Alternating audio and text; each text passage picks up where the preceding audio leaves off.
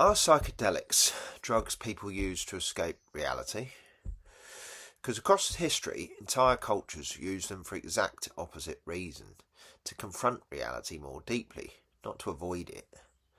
When you actually look at it, something strange happens. Modern society treats altered states as dangerous confusion, while ancient societies often treated them as pathways to truth. If these experiences are meaningless hallucinations, why did so many cultures build spiritual systems around them? Physics, Consciousness and Reality, Dickie Dredd and Nigel Adams. This is part 18 in the video series, and we're on chapter 3, Consciousness at the Frontier. Part 15 in the book, Shamanistic Practices with Psychedelics. Long before psychedelics entered Western laboratories or festival fields, they were part of shamanistic practice in indigenous cultures. In these settings, the compounds were never recreational diversions but sacred medicines embedded in ritual myth and community. The shaman was the mediator, a figure who travelled between worlds, navigating visions to bring back knowledge, guidance or healing for others. An important distinction, often overlooked in modern retellings, is that historically it was the shaman, not the patient, who ingested the plant. The healer would take the substance, undergo the altered state, and use the visions to diagnose, advise or restore balance. The person seeking help remains sober, relying on the shaman's ability to interpret messages from spirits, ancestors or the wider web of nature. Psychedelics were not personal enhancement tools, but communal instruments mediated through a specialist role. Ayahuasca provides a striking case. Used for centuries in Amazonian traditions, it is a brew combining Banisteriopsis carpi vine with plants containing DMT, most often Psychotria viridis. The vine contains hamala alkaloids that inhibit enzymes in the gut, allowing DMT to become orally active.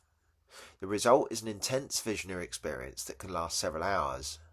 For indigenous peoples, ayahuasca is not simply an hallucinogen, but a teacher, a plant spirit that guides healing, reveals hidden causes of illness, and strengthens ties with the natural world. In traditional ceremonies, the brew is prepared with ritual care, accompanied by Icaros, songs believed to direct the flow of the visions. The shaman drinks and journeys, sometimes alongside participants, but always with the responsibility of holding the space, protecting against malevolent forces, and shaping the meaning of experience. The ceremony is embedded in a cosmology where plants, animals, ancestors and humans are continuous, where sickness is as much spiritual as physical. The modern Western uptake of ayahuasca makes a shift. Over the past few decades, it has spread far beyond the Amazon, attracting travellers, seekers and researchers. Part of the appeal is its reputation for radical transformation. Participants report life-changing insights, relief from depression or addiction, and a deepened sense of connection.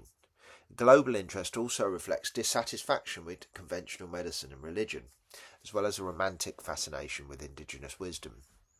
Ayahuasca tourism has flourished in Peru, Brazil and beyond, and urban churches such as Santa Dime and Ainol do vegetal incorporated into Socratic spiritual practice. Yet this popularity brings tensions. When Western participants drink the brew, they often do so themselves, not leaving the work to a shaman.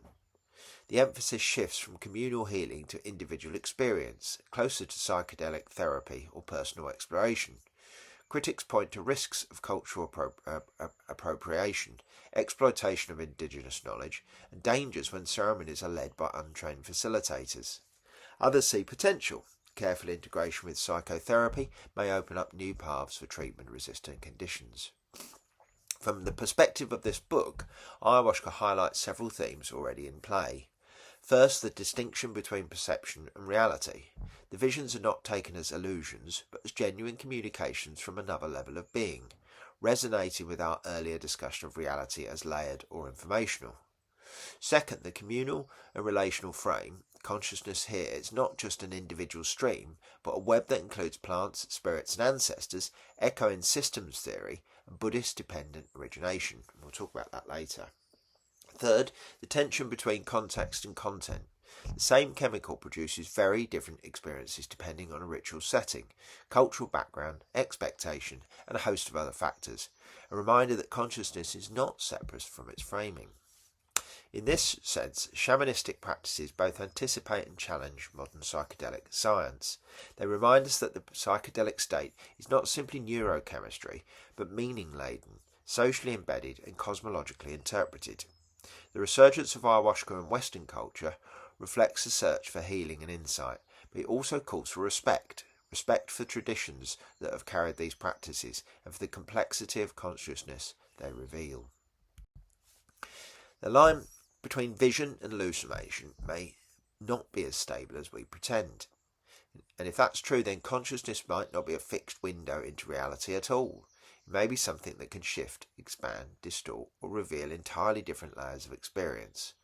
Which means the problem isn't just whether psychedelics are real or unreal. It might be whether our normal everyday state is as complete as we assume it is. And if that's true, how would we ever know whether ordinary consciousness is showing us reality or has filtered most of it out? Next up, we're still in Chapter 3, Consciousness at the Frontier, but we're on Part 16, The Mathematics of the DMT Experience. And news on the book. The book is out. So I can take pre-orders via the Leech Press, Oakes Press Books, Physics, Consciousness, Reality link. You can see there. I send those out myself basically, but you'd get those within a couple of days. Or you can get a copy on Amazon. It's filtered straight through to Amazon, so you can get a copy there if you want to. But I prefer it if you got the copy straight from me. Obviously, we want to try and avoid using Amazon if we can. Okay.